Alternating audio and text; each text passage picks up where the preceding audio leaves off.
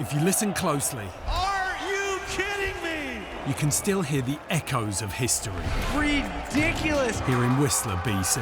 What? No way! It's Red Bull Joyride. Shut the front door! To win a Red Bull Joyride is such a huge deal because it's kind of one of those events people don't forget.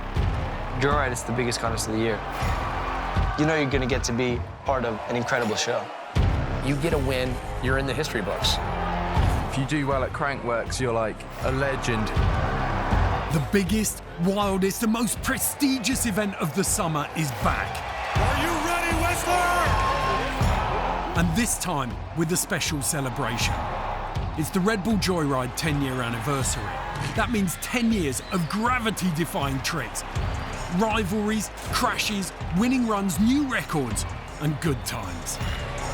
A lot has changed since the first Red Bull Joyride, but one thing will always stay the same. It's the event everyone wants to win. It all started in 2004 in Whistler, Canada, the mecca of slopestyle mountain biking, with the likes of Cameron Zink, Paul Bass and Carl Strait riding in a small competition called crankworx Slopestyle.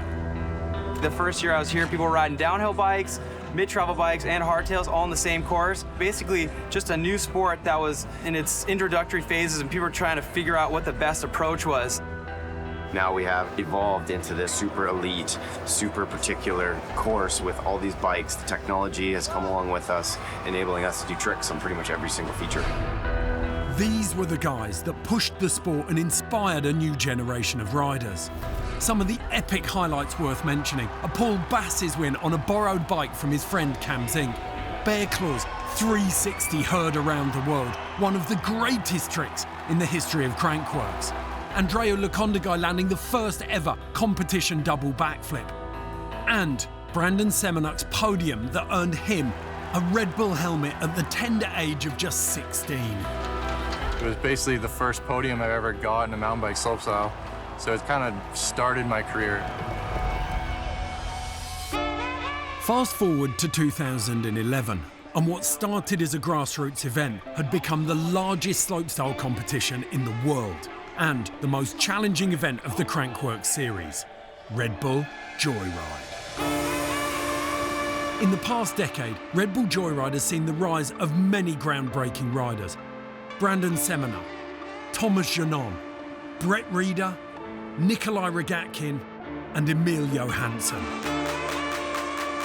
Each of these riders has proven themselves worthy of the Red Bull Joyride title. But with the ups and downs of slopestyle, it's impossible to stay on top. Well, almost impossible. For legends like Brandon Semenuk, these rules don't apply. Every year the competition gets harder, but new features, bigger jumps and pack trick combinations are no match for Semenuk. He just keeps getting better and better. What? The flip flip! He's landed it! Brandon Semenuk has landed the flip flip! The Canadian defended his home course fiercely in 2011 and became the first Red Bull Joyride winner. Semenuk had a taste for victory and he came back in 2013, hungry for more. So much technical movement within his run. Wow, he is on fire here. And he pulls it! Another win for Semenuk, and not his last. In 2014, he helped design the up box. He landed a 360 tuck no-hander that earned him several valuable points. But what secured him the win was an incredible corked 720 off the whale tail. Another new feature. Brandon Semenuk, are you kidding me? Semenuk continued to dominate the competition for the following years, and in 2015 he broke the record for the longest winning streak with 3 wins in a row, proving without question that he was the greatest of all time.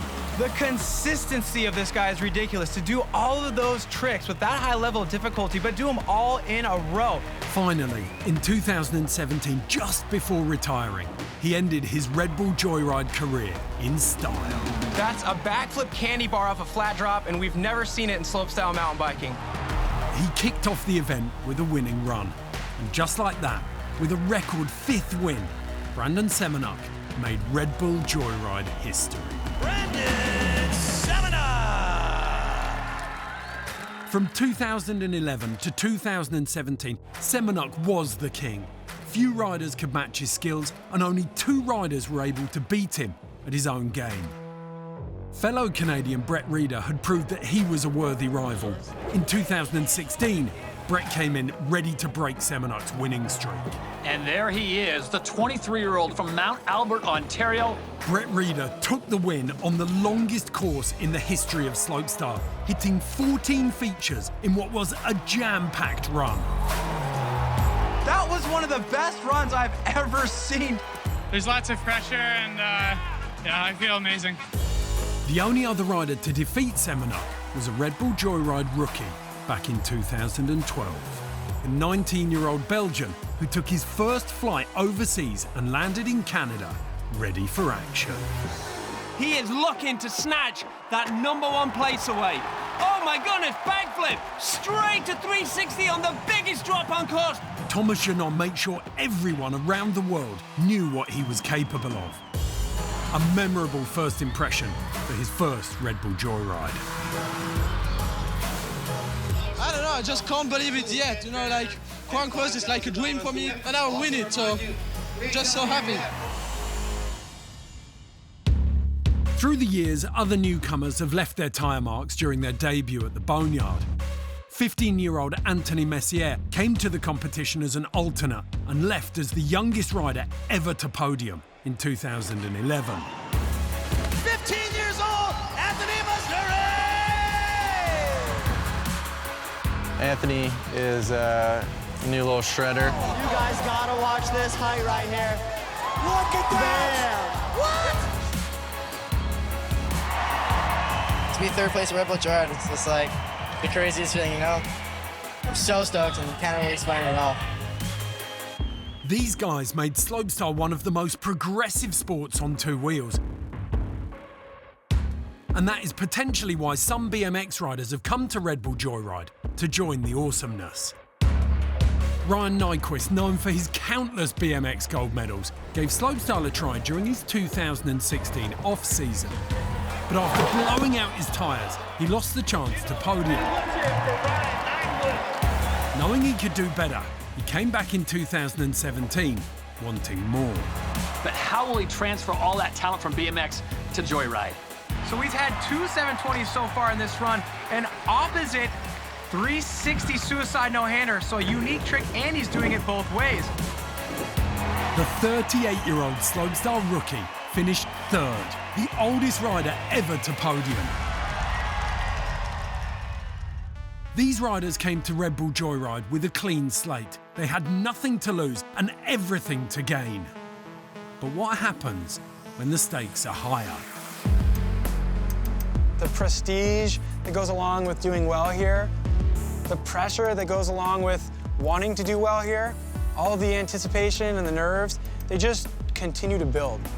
The pressure of winning is high, especially if you're competing in front of your family, friends, 30,000 fans, and hundreds of thousands more watching around the world.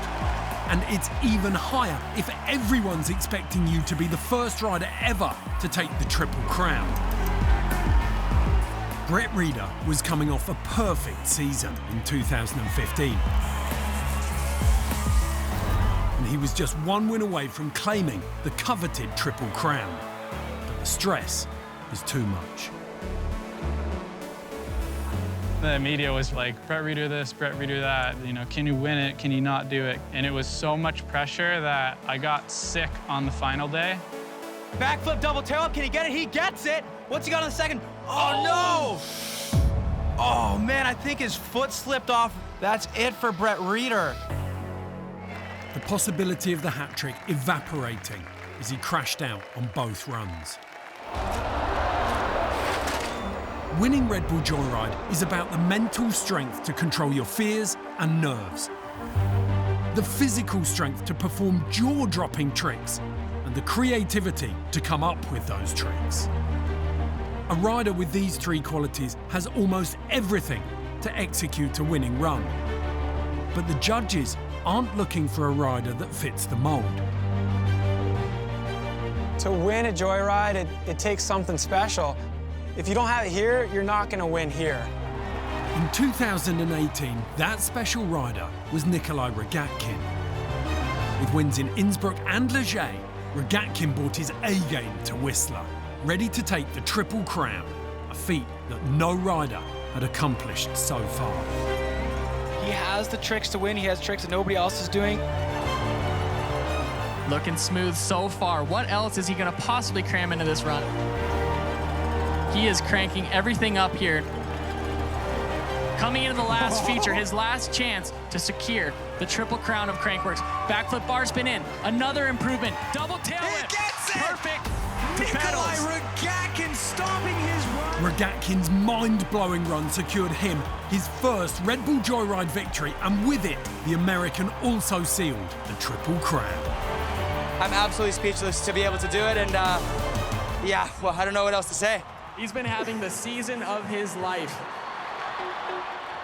Red Bull Joyride has been largely dominated by Canadians and Americans. But in 2016, Emil Johansson's outstanding performances was creating a real buzz. And in recognition of that, the 17-year-old received a wildcard invitation to Red Bull Joyride.